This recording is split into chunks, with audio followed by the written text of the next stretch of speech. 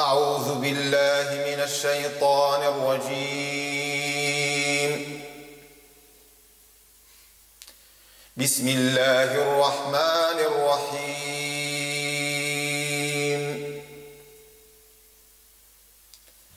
أفحسبتم أنما خلقناكم عبثا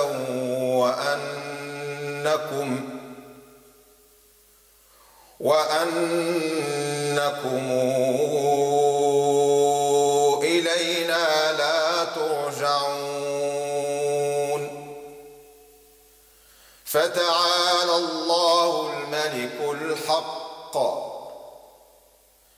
لا إله إلا هو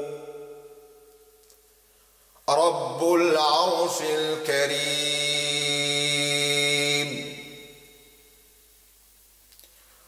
ومن يدع مع الله إلها آخر لا برهان له به فإنما حسابه عند ربه إنه لا يفلح الكافرون. وقل رب اغفر وارحم وأنت خير الراحمين.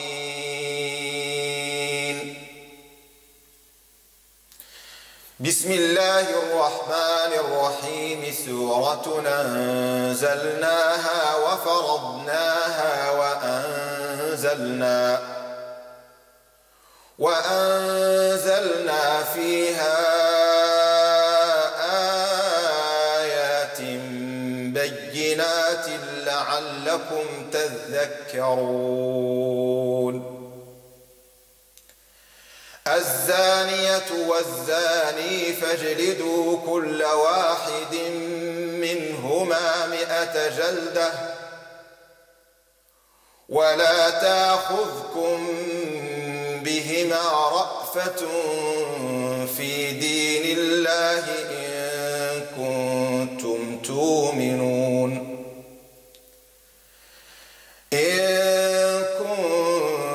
تؤمنون بالله واليوم الآخر.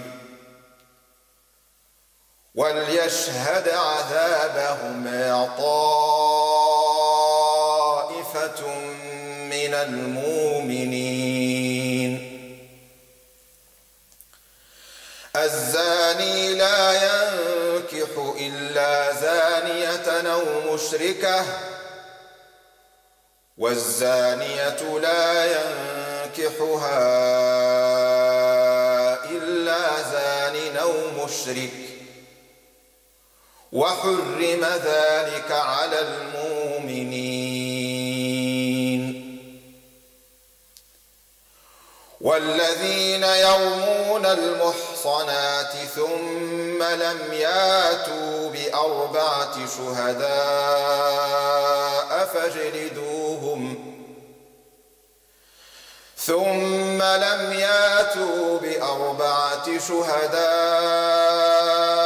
فاجلدوهم 80 جلدة ولا تقبلوا لهم شهادة أبدا وأولئك هم الفاسقون إلا الذين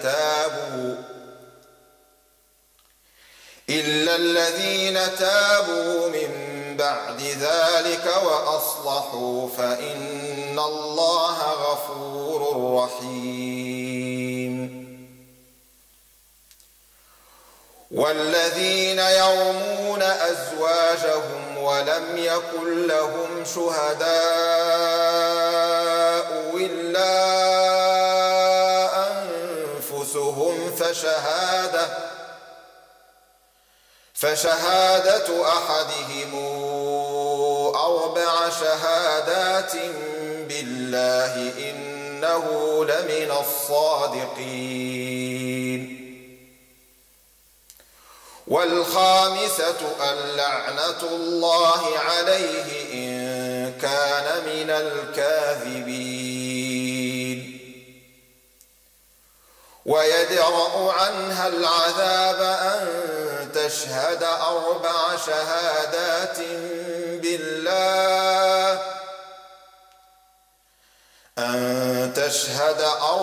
شهادات بالله إنه لمن الكاذبين والخامسة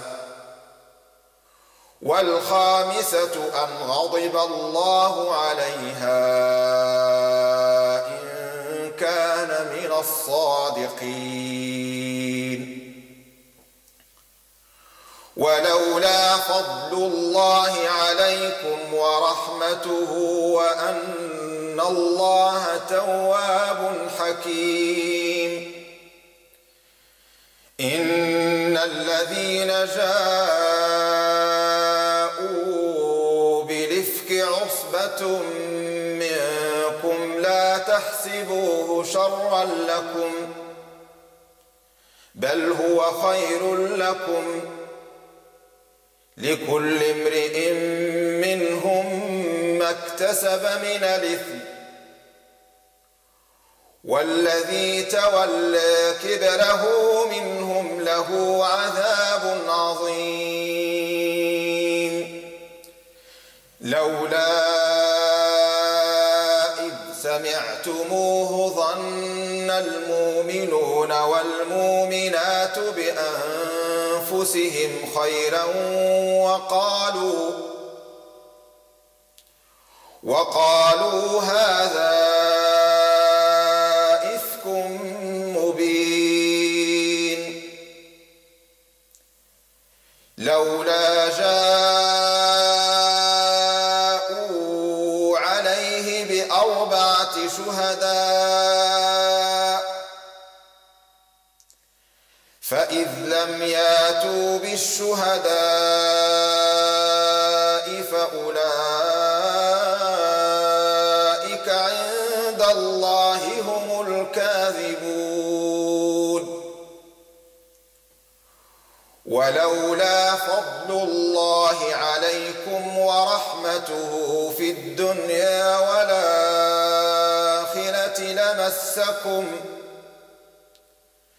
لمسكم فيما أفضتم فيه عذاب عظيم إذ تلقونه بألسنتكم وتقولون بأفواهكم ما ليس لكم به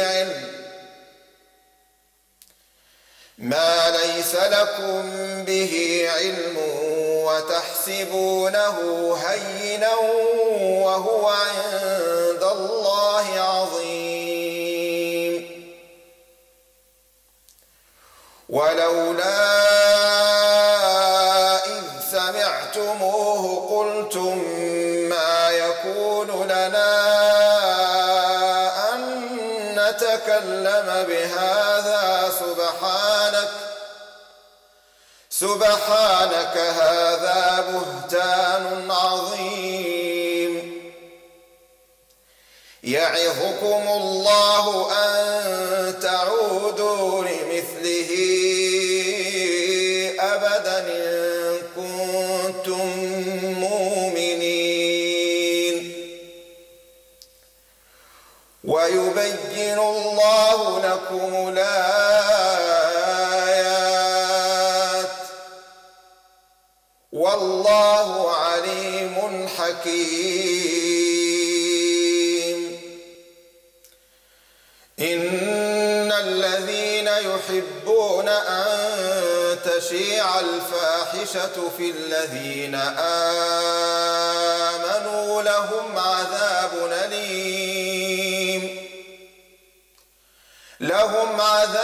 أليم في الدنيا والآخرة والله يعلم وأنتم لا تعلمون ولولا فضل الله عليكم ورحمته وأن الله رؤوف رحيم. صدق الله العظيم.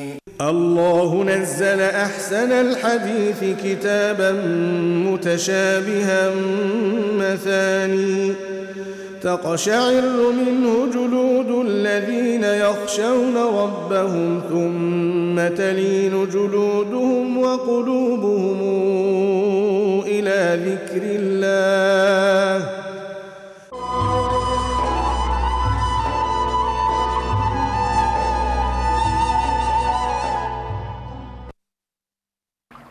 احتفاء بمساجد المملكة تنظم وزارة الأوقاف والشؤون الإسلامية في اليوم السابع بعد ذكرى المولد النبوي الشريف من كل سنة اليوم الوطني للمساجد. إحياء لهذه المناسبة تقيم وزارة الأوقاف والشؤون الإسلامية أمسية دينية بمسرح محمد الخامس بالرباط يوم الأربعاء 22 يناير 2014. لبيك اللهم لبيك لبيك لا شريك لك لبيك إن الحمد والنعمة لك والملك لا. تعلن وزارة الأوقاف والشؤون الإسلامية أنه سيشرع في أداء مصاريف الحج لموسم 1435 للهجرة دفعة واحدة بالنسبة لتنظيم وزارة الأوقاف والشؤون الإسلامية حسب السعر المحدد في 44,300 درهم، وتنظيم وكالات الأسفار السياحية المرخص لها بتنظيم الحج حسب السعر والمنتوج المحددين بالقسيمة التي ستسلم للمواطن من طرف وكالة الأسفار السياحية التي سيختارها، وذلك بمكاتب بريد بنك بمختلف عمالات وأقاليم المملكة يوم الاثنين 18 من ربيع الأول 1435 للهجرة الموافق لل20 من يناير 2014 إلى غاية يوم الجمعة 29 من ربيع الأول 1435 للهجرة الموافق لل31 من يناير 2014. لبيك لا شريك لك لبيك إن الحمد والنعمة لك والملك لا شريك لك لبيك اللهم.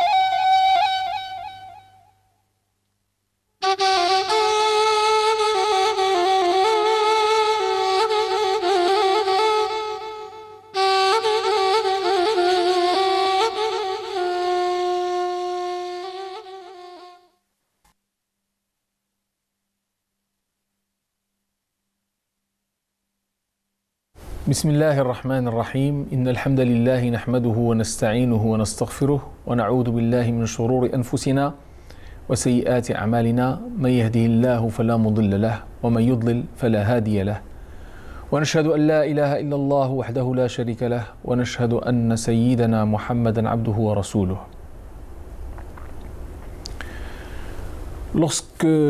Lorsqu'une femme et un homme se marient,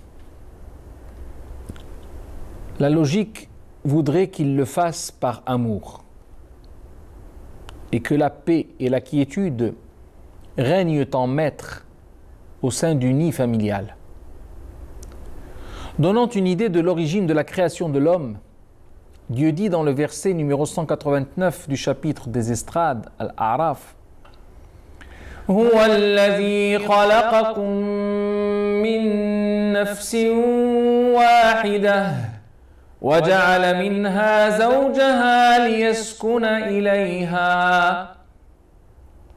La première raison ayant fait que Dieu crée l'homme et la femme est qu'ils puissent tous deux vivre en harmonie et se tenir compagnie. Par la suite, cet état de fait a voulu que ce couple ait des relations qui génèrent de nouveaux êtres dont la femme aura la charge de la porter durant 9 mois, en moyenne, mais dont la responsabilité du devenir religieux, social et éducationnel incombera aux deux géniteurs à la fois. Dieu poursuit et dit فلما تغشاها حملت حملا خفيفا فمرت به فلما أثقلت دعوا الله ربهما لئن آتيتنا صالحا لنكونن من الشاكرين. Dès qu'une femme contracte une grossesse, les deux éléments du couple responsables de la situation se sentent concernés par le sort du produit de leur relation. Tout l'espoir qui les habite alors est que ce futur nouveau-né soit en bonne santé, puis se mette sur les rails de la vertu et être d'un apport positif pour sa société. Quelle fierté est celle des parents quand leurs enfants se distinguent au sein de la population par leur conduite vertueuse. Et quel malheur aussi s'invite chez ces mêmes parents quand l'enfant adopte des attitudes antisociales qui finissent par le mettre au banc de la communauté. Ces parents s'évertuent alors dans le vœu et font de ferventes prières pour que l'enfant s'inscrive dans le premier cas cité. Seulement, comme tout le monde ne persévère pas toujours dans la foi, la satisfaction du vœu qui a été fait n'est pas toujours au rendez-vous. Dès lors que les parents obtiennent gain de cause et voient leur enfant grandir entre leurs mains très souvent, ils oublient leurs ferventes prières passées et au lieu de remercier Allah en veillant à donner à leur enfant l'éducation qui le mette sur la voie du paradis, ils lui donnent une éducation qui ne l'y encourage pas ou qui l'en détourne carrément. Dénonçant cette attitude plutôt lâche et donc inadmissible, Dieu dit dans le verset numéro 190 du chapitre des Estrades فَلَمَّا آتَاهُمَا صَالِحًا جَعَلَا لَهُ شِرْكًا فِيمَا آتَاهُمَا فَتَعَالَى اللَّهُ عَمَّا يُشْرِكُونَ. La logique voudrait que lorsqu'un enfant vient au monde, ses parents soient hantés par sa destinée religieuse, plutôt que de s'occuper uniquement de son alimentation et de ses effets vestimentaires, qui restent, il est vrai, une nécessité. Mais il faut se dire que le fait d'éduquer son enfant autour de l'amour de Dieu et de la volonté sincère d'adorer Allah et d'être utile à son entourage, tout cela garantit une grande part de la subsistance de l'être. Les moyens de subsistance de tout être sont assurés et garantis de telle sorte que personne ne consommera plus que ce qu'Allah, soit-il exalté, lui aura destiné. Aussi, vivre en pauvre et miséreux, mais croyant et vertueux, vaut bien mieux qu'être riche et impétueux, mais sans foi ni loi. D'où cet intérêt, ô combien ignoré par une grande majorité d'êtres humains, de donner la priorité à la foi et à la vertu dans l'éducation des enfants, laissant ensuite au destin le soin d'améliorer la condition de tout un chacun. Certains parmi nous se reconnaîtront dans le verset quand ils penseront qu'au-delà de la mise à l'écart de la religion et de la foi dans l'éducation de leurs enfants, ils se sont attelés à les combattre sous prétexte qu'il s'agit d'idées rétrogrades, ne se mariant pas avec les temps modernes. Il est même des gens qui considèrent l'éducation religieuse comme honteuse. Or, la vraie honte vient de l'autosuffisance et du sentiment que l'on a lorsqu'on pense pouvoir se passer de Dieu, alors que c'est complètement faux.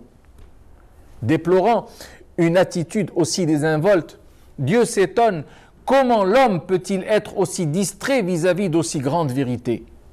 Dieu dit أَيُشْرِكُونَ مَا لَا يَخْلُقُ شَيْئًا وَهُمْ يُخْلَقُونَ. Il faut savoir que lorsque l'on feint se passer de Dieu, on finit toujours par faire appel à quelqu'un d'autre que lui.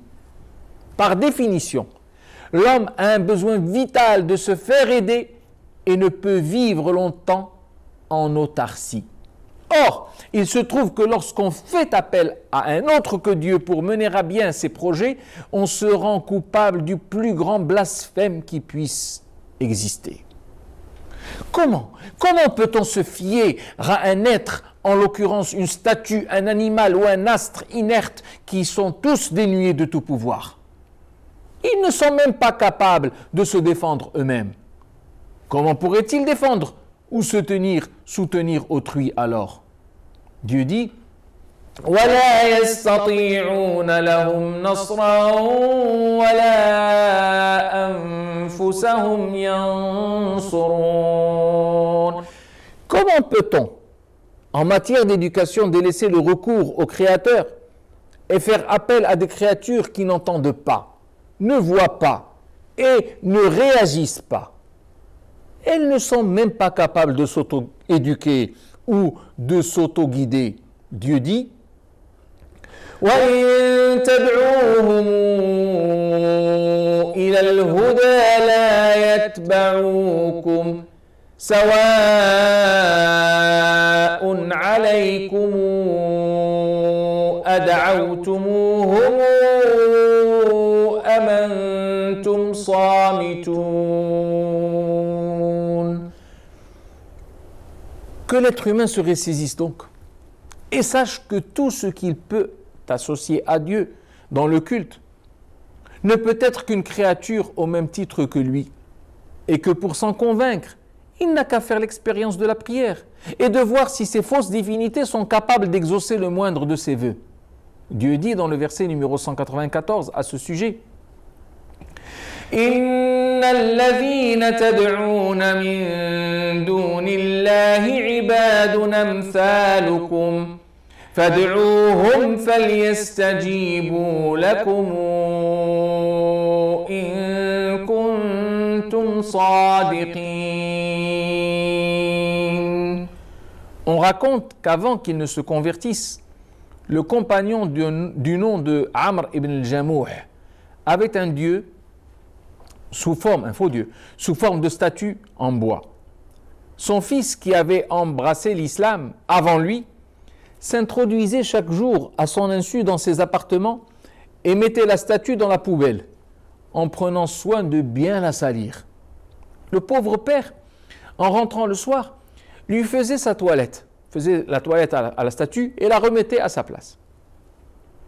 Un jour, alors qu'il se lassa de trouver son Dieu, entre guillemets, dans cet état piteux, il le remit en place et lui laissa une épée en lui suggérant de se défendre. Le fils n'y alla alors pas par quatre chemins. Il prit la statue et la jeta au fond du puits. Amr ibn al-Jamouh constata alors ce qu'il en est advenu de son prétendu Dieu et lui retira son allégeance à jamais.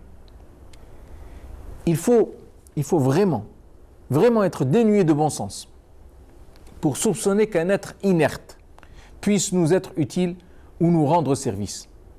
Nous essaierons de reprendre cette discussion avec de plus amples détails lors du prochain épisode, au rendez-vous duquel je vous convie, en comptant sur votre présence bien sûr, pour améliorer notre performance et rendre cette analyse encore plus acceptable à vos yeux. Merci pour votre fidélité et à bientôt.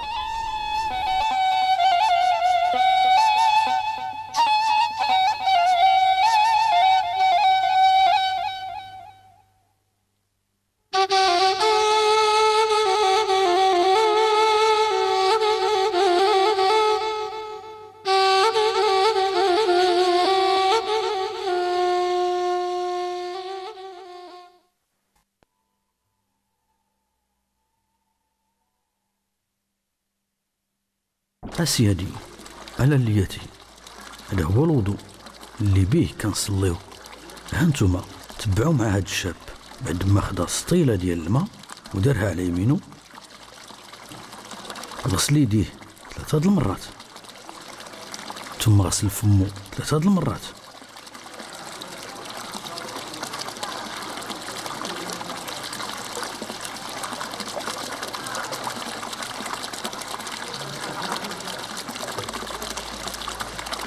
ثم غسل نيفو 3 المرات.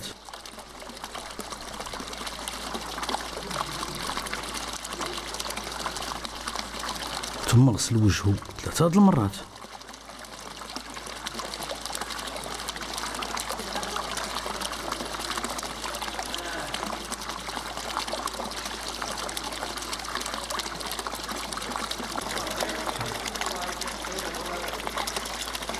وعاود غسل يديه 3 المرات، ولكن هاد المرة حتى المرافقو.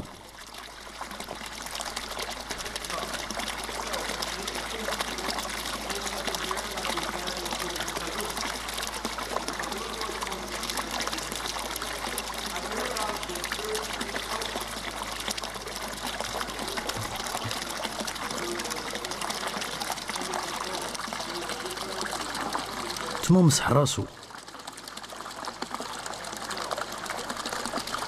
ومسح ودنيه مرة واحدة.